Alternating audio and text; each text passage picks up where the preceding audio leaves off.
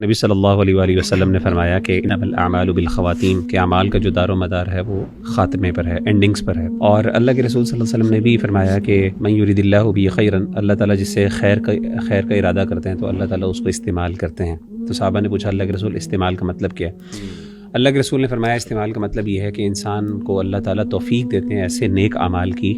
کہ جس پر انسان مداومت اختیار کرتا ہے، اور ایٹ دی اینڈ انسان کا خاتمہ بھی پھر انہی اعمال پر ہوتا ہے۔ تو اس سے پتہ یہ چلا کہ ہمیشہ انسان کو اللہ تعالیٰ سے یہ حسن ظن رکھنا چاہیے کہ یہ عمل کرتے ہوئے کہ اللہ تعالیٰ مجھے اسی پر ہی خاتمہ دے۔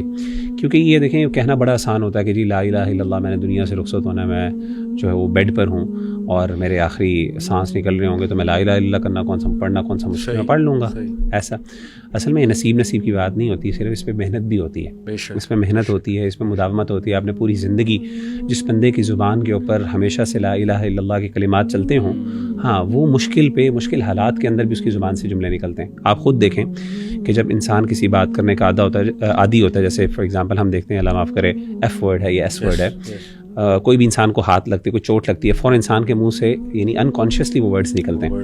اور اس کے مد مقابل اگر انسان کے منہ سے لا الہ الا اللہ یا بسم اللہ یا حسبنا اللہ یا اس طرح کے ورڈز نکل جائیں اور اسی پر انسان کی موت ہو جائے، تو اس سے بڑی خیر کی بات کیا ہو سکتی ہے؟ اب یہ چیز انکانشیسلی اور انسان اپنے آپ کو اس پہ ٹرین کر سکتا ہے، لیکن اس کے لیے آپ کو اپنی لائف سٹائل تھوڑی سی چینج کرنی پڑے گی۔ ان سینس ظاہر ہے آپ کو ہر مومنٹ کے اوپر اپنے آپ کو شروع میں فورسفلی اس چیز کا کرنا پڑے گا، اور زبان پہ آپ کو ایک چیز کے جو ہے نا وہ جسے کہتے ہیں نا تکرار کرنی ہوگی، ریپیٹیشن لانی پڑے گی تاکہ وہ آپ کے لیے آپ اس سے یعنی اکسٹمڈ ہو سکیں۔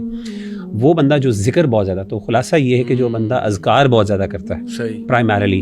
ہم اس سے ایکسپیکٹ کر سکتے ہیں کہ اس کا خاتمہ انشاءاللہ اشہد ان لا الہ الا اللہ یا لا الہ الا اللہ پر ہوگا، اور جس کا خاتمہ اس پر ہو گیا وہ جنتی۔ ٹھیک ہے، ایک چیز علماء بہت ذکر کرتے ہیں، وہ یہ کہتے ہیں کہ اللہ کے بارے میں حسن ظن ضرور رکھنا چاہیے۔ اصل میں جب انسان تکلیف پر ہوتا ہے نا، ایٹ دی اینڈ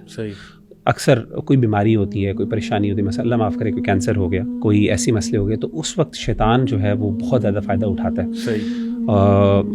آپ دیکھیں کہ برسیسا کا جو واقعہ ہے فار ایگزامپل، اس کے اندر بھی دیکھیں ایٹ دی اینڈ شیطان نے بڑا فائدہ اٹھایا، اس کو ہوپلیس اللہ سے نا امید کر دیا۔ اسی طریقے سے اللہ معاف کرے جو لوگ بیچارے کینسر سے لڑ رہے ہوتے ہیں، وہ تکلیف جو کیمو کی تکلیف ہوتی ہے اور بھی بہت سی چیزوں کی تکلیف ہوتی ہے، تو ایک وقت آتا ہے کہ وہ اللہ تعالیٰ سے بدظن ہو جاتے ہیں۔ اسی طریقے سے جو اولڈ ہومز میں ہوتے ہیں،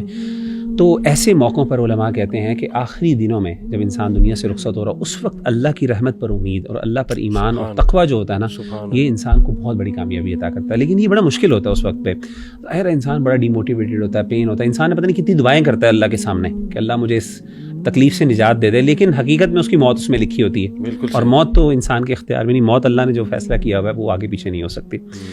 تو حسن ظن علماء کہتے ہیں ون آف دی اسباب، ون آف دی کازز کے جس کے تھرو آپ انشاءاللہ حسن خاتمہ کر سکتے ہیں، وہ کہتے ہیں اللہ پر حسن ظن رکھیں، اور اس بارے میں حدیث بھی ہے انا عند ظن عبدی بھی، میں اپنے بندے کے ظن کے مطابق اس سے ڈیل کرتا ہوں، تو وہ اچھا حسن ظن کرے گا تو اللہ اس کے ساتھ اچھا معاملہ